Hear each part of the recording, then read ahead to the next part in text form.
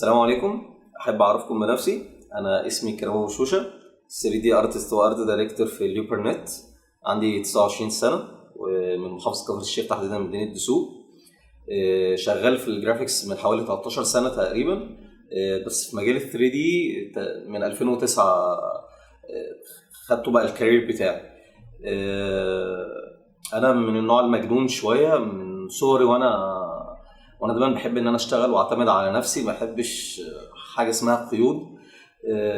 يمكن موضوع الجرافيكس معايا كان من صغري، ان انا كنت مهووس قوي بالافلام الكرتون والانيميشن. بس كانت البدايه الفعليه كان من اول فيلم فاينل فانتازي.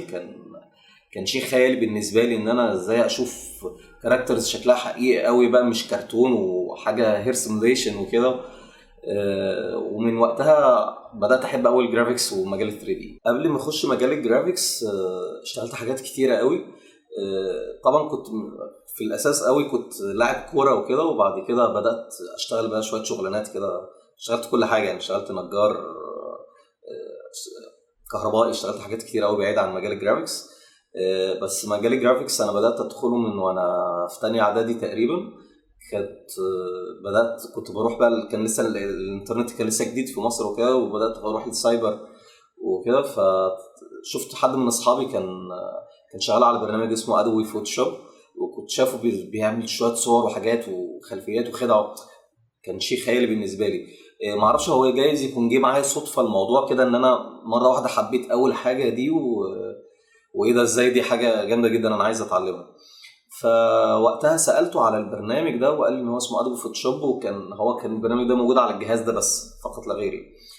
فكان كله هو ما يمشي انا افضل احاول اقعد على الجهاز، واحاول ان انا اشتغل عليه اي حاجه. طبعا ما كانش فيه اي حاجه، كان الموضوع صعب جدا، كنت شايفه مش فاهم فيه ايه. وكان وقتها ما كانش فيه بقى حاجه اسمها يوتيوب وجوجل والكلام ده. كان لسه الانترنت كان في بدايته خالص. كان اعتقد الكلام ده تقريبا من 98 حاجه زي كده. بعدها انا قررت ان انا احاول ان انا اخد كوبي من البرنامج ده وانزله عندي في المدرسه. بقى كان على اجهزه بنتيوم 2 تقريبا على ما اتذكر يعني. وفعلا نزلت تقريبا فيرجن 5 للفوتوشوب، وبدات بقى ان انا احاول ان انا اعمل ميكس كده ما بين الصور. كان حاجه اسمها دمج، كان هو في توتوريال واحد كان موجود على الانترنت بيعمل الموضوع ده. وشويه شويه بدات اشتغل بالفوتوشوب. يعني تقريبا قعدت حوالي سنه قاعد بهبل، مش عارف انا بعمل ايه، ومش عارف هو اساسا هو ايه البرنامج الفوتوشوب. شويه شويه بدات يبقى ليه دروس على الانترنت، وبدات اتعلمها شويه. بعديها بسنه تقريبا جالي يعني واحد صاحبي عرض عليا ان انا ممكن اروح اشتغل في استوديو، وقال لي انت مستواك حلو ومش عارف ايه وممكن تشتغل. طبعا ما كانش مستواي حلو ولا اي حاجه، كنت بطيخ خالص ما اعرفش اي حاجه. وفعلا قدمت في استوديو في بلدي واتقابلت، وقال لي لا انا هعلمك وكده. وبدات اعرف يعني ايه ريتاتشنج ويعني ايه كلر كوريكشن، وان انا اعمل بس انا كنت بعرف اقص، يعني كنت بعرف اعمل قص للصور. واشتغلت تقريبا سنه في الاستوديو ده، وخدت اكسبيرينس كتيره قوي معايا. وواحده واحده الحمد لله يعني بدات اتشهر قوي، وبدات ان انا اعمل ريتاتشنج كويس قوي، وحاجه يعني الناس بقت مبسوطه منها. وكفكره ان انا كان عندي خيال من صغري، فبدات ان انا اعمل ميكس ما بين الباك جراوند وكده، وان انا ما اخليهاش بس صور عاديه ان واحده عامله كده ومش عارف ايه والشغل القديم ده. شويه شويه بدات اتشهر قوي في كفر الشيخ كلها، واشتغلت في كذا مكان في كفر الشيخ في كذا استوديو. وقعدت حوالي 4 سنين في مجال الفوتوشوب، بعيد تماما على مجال ال 3 دي. بس وانا بتعلم الفوتوشوب كان جوايا حلم ان انا عايز اعمل فيلم انيميشن. كنت دايما متعلق قوي بفيلم فاينل فانتازي، وكنت دايما بتخيل نفسي ان انا بعمل حاجه دي. وكان تعلقي الاكتر ان انا كنت بعشق بقى حاجه اسمها ستوريز. يعني وانا صغير كنت دايما بخش المكتبه واقعد اقرا قصص. ولما بقى دخلت المدرسه وكبرت، كان في الاعدادي مثلا في اللي هي القصه بتاعت سبايدرز، وبعد كده جينيتوس سنتر اوف زيرس والحاجات دي. فكنت دايما بتخيل ان انا بعمل القصه دي 3 دي، وان انا بعرضها على المدرسه وباخد بقى جايزه ومش عارف ايه وبتكرم والكلام ده. ف بس عايز اقول لكم ان الحاجات دي كانت هي اللي لها تاثير عليا فيما بعد ان انا ابقى في المكان اللي انا فيه دلوقتي. لان في مثل بيقول لك think big، يعني فكر في فكر كبير واحلم حلم كبير علشان تقدر تحققه. فلو فكرت حاجه صغيره مش هتقدر تحققها. وانا تقريبا في اولى ثانوي كنت بسال بقى ناس صحابي وكده، هم عندهم خبره اكتر في الانترنت وكده، عشان انا كنت لسه مبتدئ فيه. كان نفسي اعرف ازاي ان انا اعمل شغل جرافيكس وكده. كنت دايما بسال انا عايز اعمل شغل زي فيلم فاينل فانتازي. ففي مره واحد صاحبي جالي بيصرخ كده في الفصل، قال لي كريم انا لقيت لك البرنامج اللي انت نفسك فيه ومش عارف ايه وكده. وانا بجد كنت وصلت لمرحله ما كنتش بنام، يعني كنت دايما الموضوع ده في دماغي مسيطر عليا سيطره كامله. لدرجه ان انا في اولى ثانوي انا تقريبا شلت حوالي 4 ولا 5 مواد بسبب الموضوع ده. فكان قال لي على برنامج كده، عملت له داونلود. كان هو برنامج بسيط قوي كده من 3D، كان بيديني كاركترز بس كده وبعمل لها انيميشن. بس كان بالنسبه لي شيء خيالي. كنت بضيع وقتي كله في السايبر، كنت بقعد بال 12 13 ساعه عشان احاول ان انا اعمل حاجه زي دي. بعديها عرفت برنامج اسمه بلندر. كان البلندر طبعا عكس دلوقتي تماما، يعني كان حاجه صعبه جدا كده وكان حاجه ابتدائيه قوي. يعني كان شكلي بالنسبه لي خد، اللي هو حاولت ان انا اعمل فيه اي حاجه كان استحاله ان انا اعمل فيه اي شيء. شويه بدات اعمل بقى سيرش ومش عارف ايه، واحاول افهم الموضوع ده ازاي. بالصدفه كان عندنا مدرسه في الثانوي، كان هي اخوها اسمه اسلام السقا، طبعا راجل كبير جدا و في مجال الجرافيكس، وهو في قناه النهار تقريبا دلوقتي. فهي شافتني وانا قاعد شغال في ال... في اوضه الكمبيوتر تحته مش عارف ايه، وقاعد بعمل حاجات كده. فقعدت تقول لي يا انت بتفكرني باخويا. وشويه قالت لي بص انا هدي لك رقم متعرف عليه. ولما بدات احكي لها بقى وبقول لها انا نفسي اعرف الجرافيكس ومش 3 دي، ورتني مقطع فيديو كده اللي اسلام كان عامل فيها عنكبوت كده، كان على اغنيه العنكبوت النون. طبعا قلت لها يا سلام، هو ده اللي انا عايزه. وفعلا اتعرفت على اسلام، وهو كان ليه فضل كبير بعد ربنا سبحانه وتعالى. وبصراحه انا سالته كتير جدا في بدايه حياتي. اول ما شافني قال لي انت بتفكر بنفسي وانا صغير؟ طب بص، هو في برنامج اسمه 3 ستوديو ماكس. عرفت برنامج 3 ستوديو ماكس واداني منه كوبي. وقلت بس خلاص انا قررت اتعلمه. خدت البرنامج ورحت سايبر نت وعملت له سيت اب. بقى طبعا بعد معاناه يعني عشان اعرف اعمل السيت اب. وفتحته طبعا اتصدمت، يعني كان بالنسبه لي في شيء خيالي. 4 فيو بورت وحاجات كتيره موجوده، يعني العب من البلندر كان بالنسبه لي كان في فيو بورت واحد. ف... فحاولت ان انا اعمل فيه اي حاجه كده. مش فاكر كان وقتها كان فيرجن 5 او 6، كان في سيركل كده كان بتعمل انيميشن اوتوماتيك كده. عملتها مره ما عرفتش اعملها تاني. قعدت احاول اجيب ليه دروس من على النت، طبعا ما كانش فيه اي توتوريال ليه. فكلمت اسلام تاني، قال لي بص انا اتعلمت ان في كتاب موجود في اسكندريه كان ثمنه تقريبا 350. فقال لي حاول تجيبه كده وده هيعلمك بقى مع السي دي ومش عارف ايه. قلت له تمام. قعدت اشتغلت حوالي سنه تقريبا علشان اعرف اجمع المبلغ ده. لان انا كنت تقريبا من وانا في ثالثه اعدادي وانا بشتغل وبصرف على نفسي، فكنت متكفل مصاريفي كلها، يعني ما كنتش باخد مع حد، باخد حاجه من اهلي. ففين وفين بعد السنه جمعت المبلغ وسافرت اسكندريه علشان اجيب البرنامج. كان في الفتره دي بدا يبقى ينزل ليه دروس على الانترنت من موقع ابو بدر، وبدا يبقى في موقع مراد للماكس. ويمكن الكتاب بتاع احمد مراد انا اتعلمت منه كتير جدا وفادني كتير. وجبت الكتاب ونزلت، قلت يلا بقى هبتدي. تخيل انت بقى ماسك الكتاب بتبص هنا وبتحاول تطبق هنا. كان المشكله ان ده كان على فيرجن 7 والفيرجن اللي كان عندي كان 5 تقريبا. فكان في حاجات كتيره قوي كانت مختلفه. والمشكله ان كان ما بين 5 و7 حصل نقله، ان كان الاول كان شركه، كان الفيرجن القديم كان شركه اسمها ديسكريت، وبعد كده خدته اوديو ديسك وعملت طبعا نقله نوعيه فيه. ف فلوس الكتاب راحت على الفاضي، ما عرفتش اعمل منها اي حاجه. بس استفدت من السي دي اللي عشان كان عليه شويه مودلز وحاجات.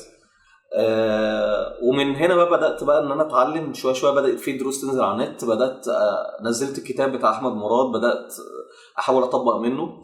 واول حاجه تقريبا انا عملتها كانت تفاحه، يعني على ما اتذكر كانت تفاحه. وشويه شويه بقى بدات ان انا اقعد واعمل شويه حاجات كده في ال 3 دي. ده تقريبا كانت البدايه معايا على 3 دي لحد ما وصلت بقى المرحله اللي انا فيها دي. طورت مهاراتي في مجال ال 3 دي او في كل مجال عامه. كنت ان انا عنيدي قوي. بس انا كان عندي مشكلتين، مشكله ان انا عشوائي، ومشكله ان انا مش عارف انا عايز اعمل ايه. بس يمكن دي كانت خلتني ان انا اتعلم اسرع شويه نوعا ما يعني. ويمكن بعد ما كبرت حسيت ان ده كان شيء غلط يعني، او ضيعت وقت من عمري كتير في العشوائيه يعني. بس كان من الحاجات اللي خلتني فعلا اطور نفسي في اي مجال انا اتعلمته، كان ان انا من نوع العنيدي، ان انا ما بحبش حاجه تقف قدامي. ولدرجه ان انا بجد ما كنتش بحط راسي على المخده او بنام غير لما احاول ان انا اوصل للمعلومه دي. وكنت بعد بنام وبتخيل ان انا بنفذها وبصحى وفي الاخر بفشل. بس في يوم من الايام انا قدرت ان انا اعمل الموضوع ده. من الحاجات اللي انا اتذكرها قوي ان انا في يوم من الايام لقيت والدتي بتصحيني بتقول لي احنا لقيناك ماسك الكومودينو وقاعد بتشتغل عليه كده كانك شغال على الكمبيوتر. لان انا فعلا بجد كنت بقعد حوالي 24 ساعه نايم ما بفكرش في حاجه غير الجرافيكس. ف فمن الوقت ده لحد اللحظه دي انا كنت دايما حاطط في دماغي فكره ان انا مفيش حاجه هتقف قدامي. وفي خلال حوالي ال 10 سنين او 13 سنه دول انا اتعلمت في مجال ال 3 دي بس فوق ال 25 برنامج. يعني مش 3 دي ماكس بس، اتعلمت ريل فلو وري فاير، اتعلمت حاجات كتيره قوي من برامج الجرافيكس. كنت كل حاجه منهم بفتحها بحاول اجيب منها توتوريال اسمعه واتعلم منها جزء بحيث ان هو يكمل لي شغل. ويمكن من الحاجات دي فيما بعد هي اللي بنت مني الشخصيه اللي انا بعمل منها دلوقتي اي شغل يعني. وعشان كده ناس كتيره قوي لما بتتكلم معايا بقول له اوعى يعني تستهين باي معلومه انت تتعلمها في حياتك وانت صغير. اي حاجه انت هتتعلمها في صغرك هي دي اللي هتبني منك مستقبلك. فاوعى تفتكر ان انا او اي حد تاني اتعلمنا الجرافيكس ده مره واحده وبقينا فيه بنعمل الشغل ده. بالعكس، ده كل ده ناتج رواسب كتير قوي كانت في حياتك وانت صغير، هي دي اللي بنت منك في الاخر حاجه عاليه يعني. فاعرف ان دايما كل حاجه هتتعلمها، اي حرف، اي معلومه ان شاء الله لو كانت تافهه هتتعلمها وانت صغير، هي دي اللي هتبني منك مخ عبقري فيما بعد لما تكبر يعني. ومفيش حد فينا اتعلم الجرافيكس من يوم وليله، احنا قعدنا سنين وتعبنا كتير علشان نوصل للمرحله دي. فالتطور بالنسبه لي دلوقتي ان انا لو هنصح اي حد، لا انت لازم تتعلم، ولما تفكر تتعلم من مكان اكاديمي. انا ضيعت حياتي في وقت كتير قوي ان انا كنت بتعلم من هنا ومن هنا ومن هنا ومن هنا ومن هنا ومش عارف انا عايز اعمل ايه. وده اكبر غلط.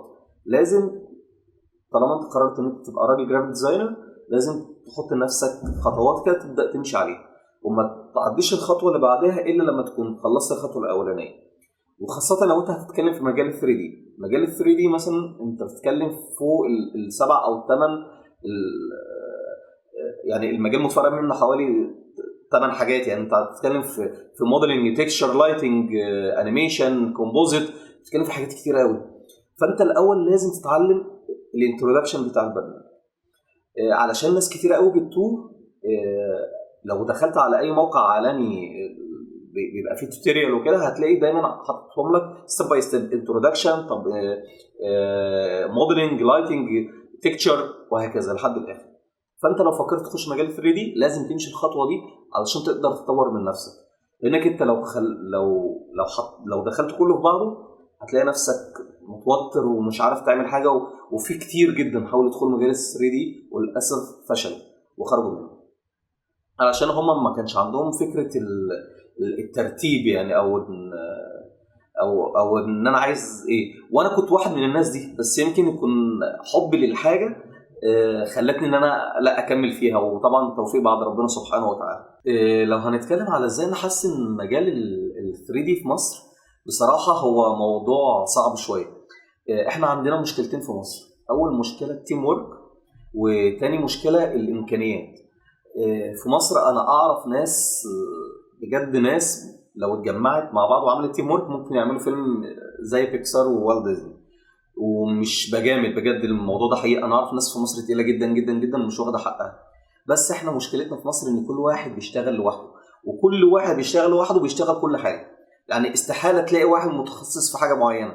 لو قلت له انت راجل شغال 3 دي هيقول لك انا بعمل لايتنج وانيميشن وكومبوزيت وكل حاجه، يعني ممكن يشتغل طباخ بعد الظهر كمان يعني. للاسف انت لما بتروح تقدم السي في بتاعك في اي مكان في مصر، وانا واحد اتعرضت للحاجات دي كتير، ما بيفهمش ان انت راجل مثلا environment modeling او راجل مثلا technical lighting او الكلام ده، هو مش فاهم الموضوع ده. فدي مشكله كبيره قوي ان احنا بنواجهها في مصر، ان احنا ما عندناش حته التيم وورك. فعلشان نطور من مجال الجرافيكس لازم نعمل تيم وورك، لازم يكون في ناس بتشتغل مش علشان الفلوس، لازم تكون في ناس بتشتغل علشان خاطر تعمل عمل في الاخر محترم يعني يبان للناس وياخد وقت. الجرافيكس ما بيتعملش في يوم وليله، في ناس بتقعد بس تحضر للفيلم 3 سنين وعلشان تنتجه ممكن تقعد فوق 5 سنين. والحاجه الثانيه بقى الامكانيات مهمه جدا في مجال الجرافيكس، خاصه مجال ال 3 دي.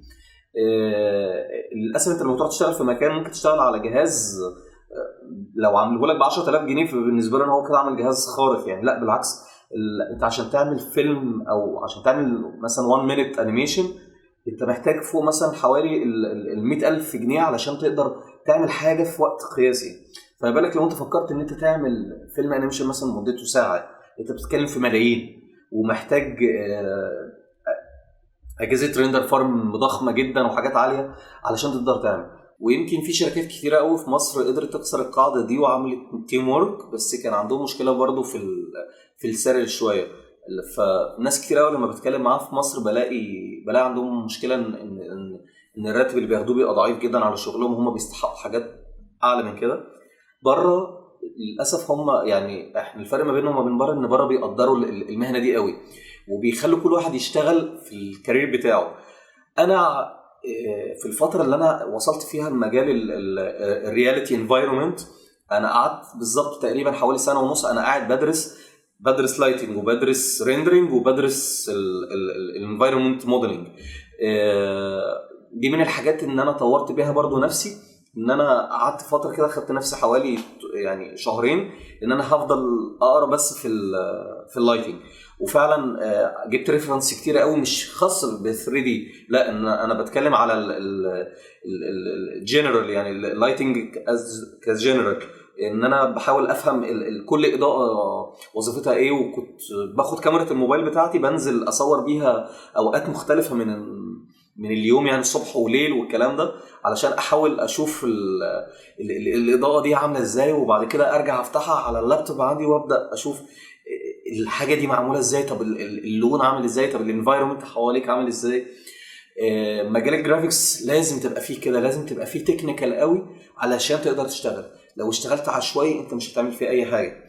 فعلشان انت تعمل الموضوع ده في مصر انت محتاج وقت طويل قوي، محدش هيقدر اللي انت بتعمله ده، او ان انت راجل ضيعت من عمرك كتير قوي علشان تبقى راجل تكنيكال ان انا راجل تكنيكال لايتنج او تكنيكال تكتشر.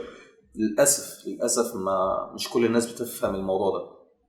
بره استحاله تلاقي شركه كبيره بعت مثلا على شغل ان طالبه حد، تلاقي مثلا ان طالبه منك ان انت راجل تبقى راجل 3 دي جنرال كده. لا هيقول لك ان انت عايز حد انفايرمنت بس، لايتنج تكنيكال لايتنج بس، ريندرنج بس، وهو ده الصح. بس طبعا طول ما انت في مصر حاول تتعلم كل حاجه علشان تقدر تشتغل، وحط الموضوع لنفسك مش لحد تاني. انت بتعلم من نفسك انت بس. حط دايما يعني اعمل لنفسك كده سيركل كده، حط نفسك جواها، هي دي الحاجه اللي هتبقى وظيفتي فيما بعد. ان انا مثلا انت راجل عايز تبقى تكنيكال ريندرنج مثلا، اتعلم ده وخلي مثلا 70% من وقتك هو ده، وخلي 30% من وقتك التاني ان انت تتعلم الحاجه التانيه. بس ما تحاولش تنام او تحط راسك على المخده غير لما تكون دخلت مخك معلومه جديده في الحته اللي انت عايز تكبر فيها فيما بعد. وحط لنفسك دايما حلم. انا حلمت ان انا اكون راجل، ان انا اعمل شغل الرياليتي انفايرمنت، لازم اشتغل على الموضوع ده. ان انا راجل انيميشن لازم تشتغل على الموضوع ده. ومش عيب ان انت تصرف فلوس علشان تتعلم، يعني مش كل حاجه هتقدر تلاقيها فري على الانترنت، خاصه لو انت بتتكلم في انيميشن انت محتاج تاخد كورسز، في كورسات كتيره اونلاين انيميشن استوديو وحاجات ومواقع كتيره جدا موجوده على الانترنت. هي دي اللي هتعلمك. انت راجل موديلنج مثلا، عايز تعمل كاركتر موديلنج، فانت محتاج تتعلم تشريح، ولازم في يوم من الايام تشتري عندك هيكل عظمي وتشتري الهيومن كامل علشان تشوف التشريح بتاعك. لازم تبقى كده طالما انت حلمت ان انت تبقى حاجه كبيره. دي من الحاجات اللي اكيد لازم تطور نفسك فيها. وطول ما انت في مصر حاول دايما تسعى ان انت تشتغل في مكان كبير، على الاقل تشتغل في ادفيرتايزنج ايجنسي او برودكشن هاوس كبير علشان تقدر تاخد اكسبيرينس، حتى لو هيبقى السالري بتاعك ضعيف شويه. بس طول ما انت في بدايه حياتك ما تبصش ابدا للفلوس. لو انت بصيت للفلوس في بدايه حياتك انت هتفشل فشل ذريع. محدش فينا بص الاول للفلوس، لان احنا كنا واخدين الموضوع حب وهوايه. فطول ما انت واخد الموضوع حب وهوايه انت هتنجح اكيد مليون في المية في المجال اللي انت عايز تتعلمه. بنصح اي حد عايز يبدا في المجال ان اول حاجه انت تحب الحاجه اللي انت عايز تتعلمها. ما تاخدش الموضوع ان انت عايز تتعلمه عشان خاطر الفلوس. لو حطيت الماده قدامك انت هتفشل.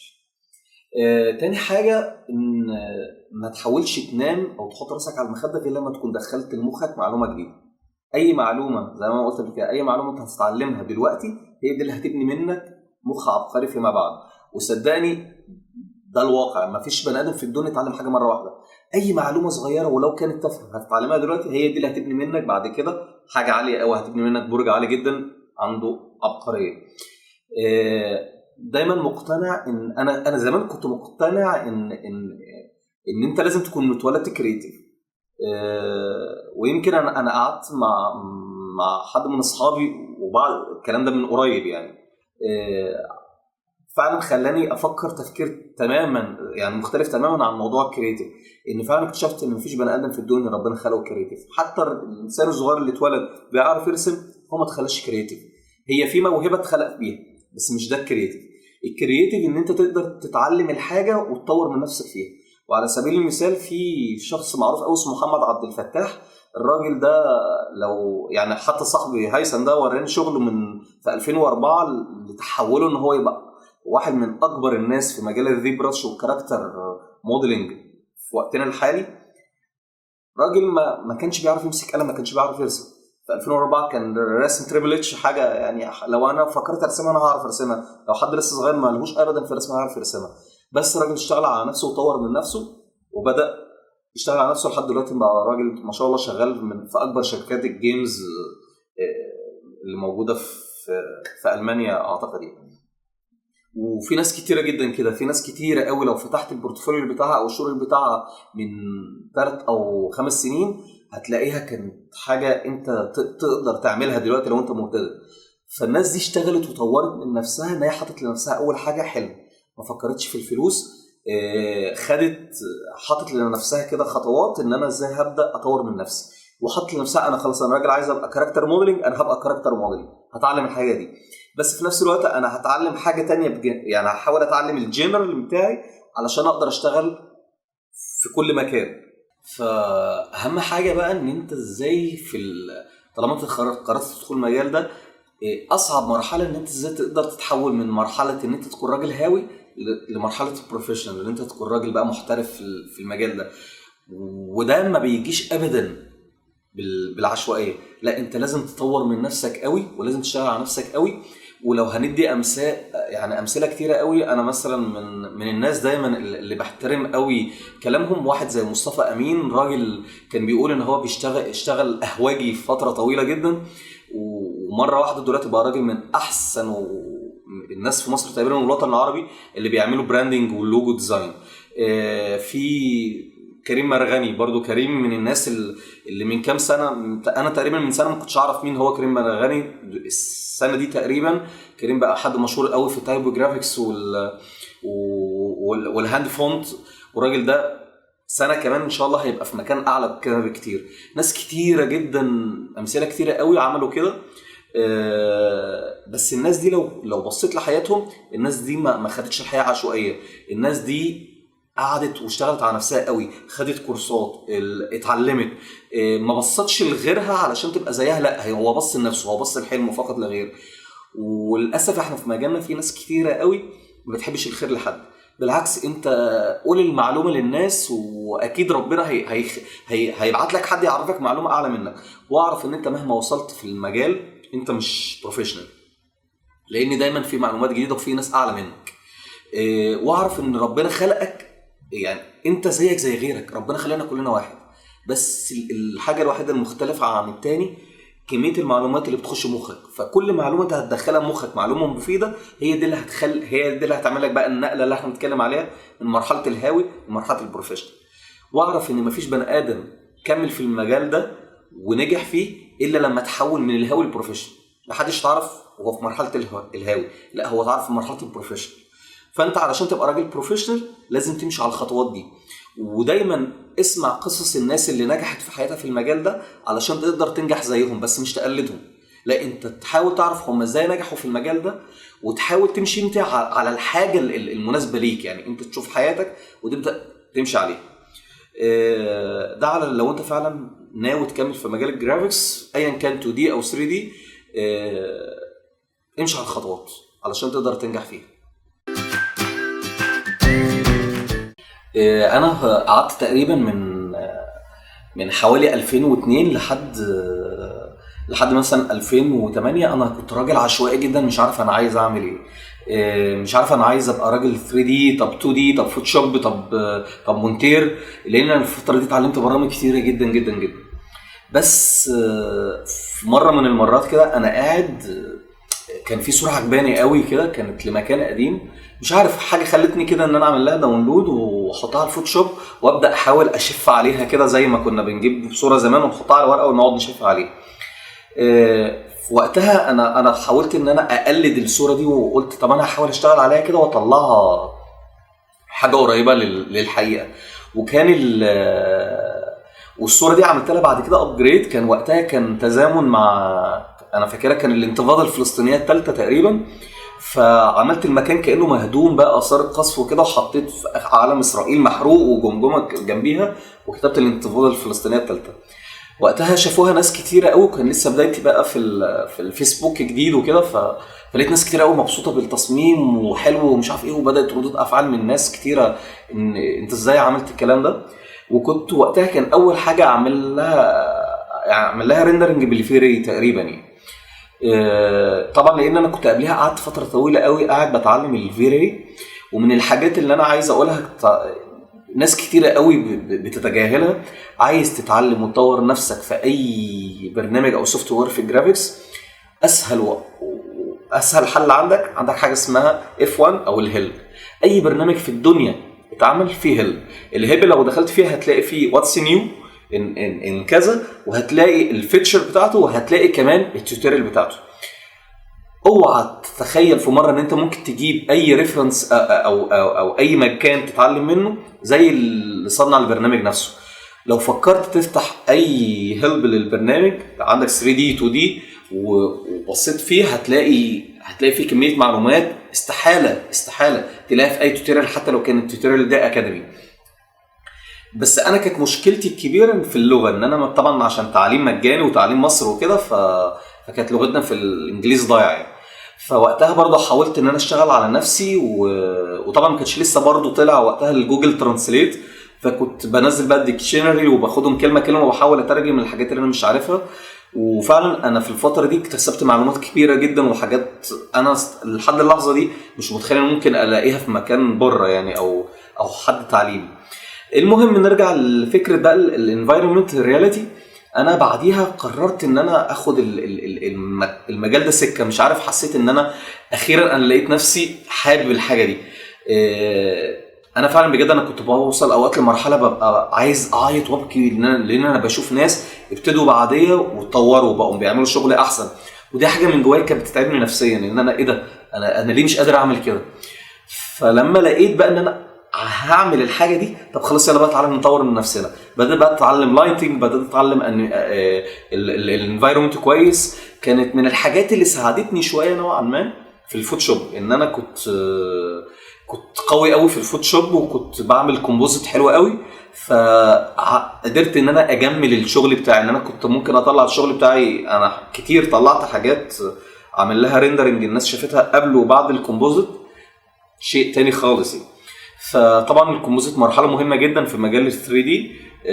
ما ينفعش، استحاله هتلاقي بني ادم طلع الشغل 100% بيور من ال 3 دي، لان هياخد وقت وتعب. لا، انت لازم تبقى عارف حاجه اسمها كومبوزيت، مرحله الكومبوزيت اللي هي بعد 3 دي.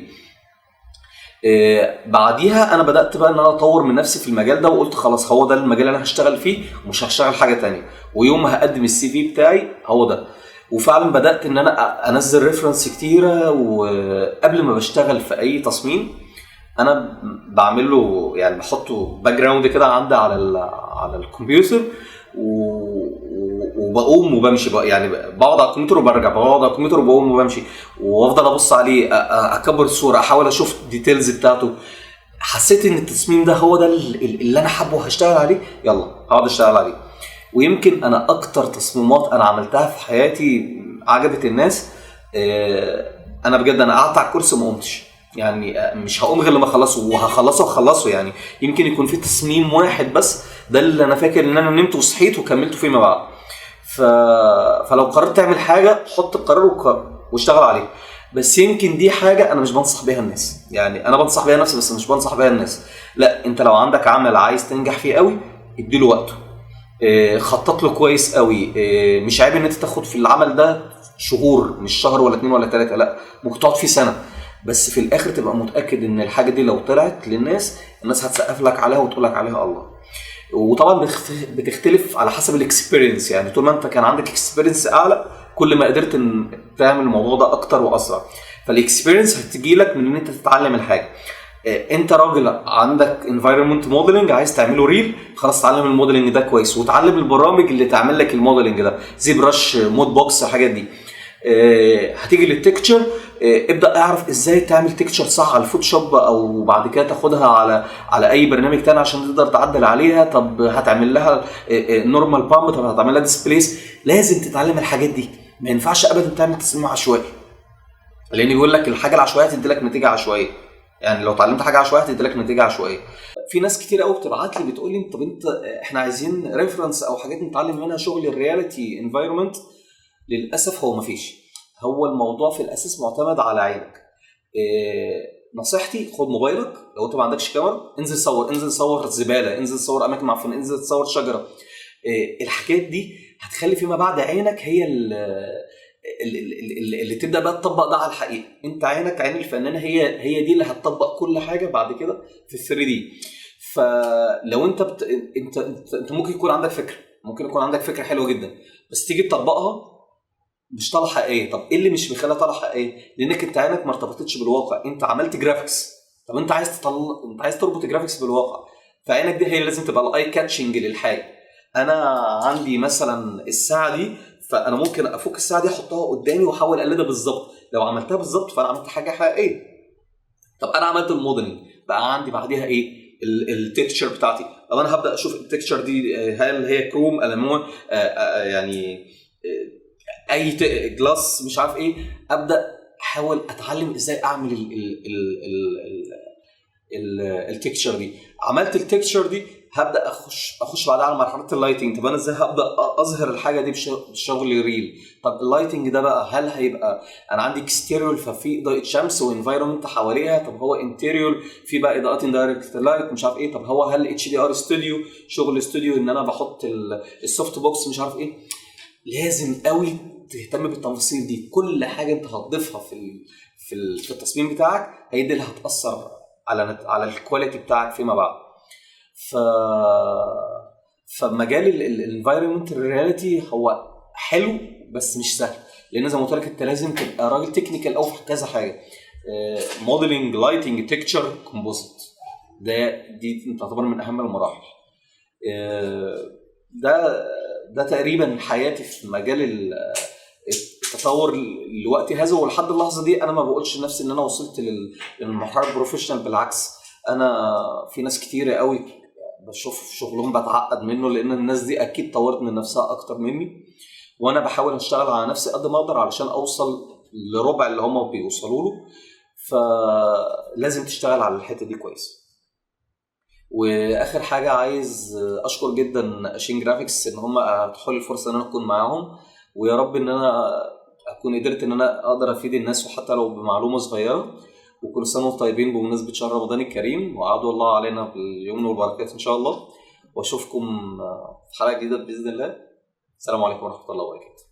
شكرا.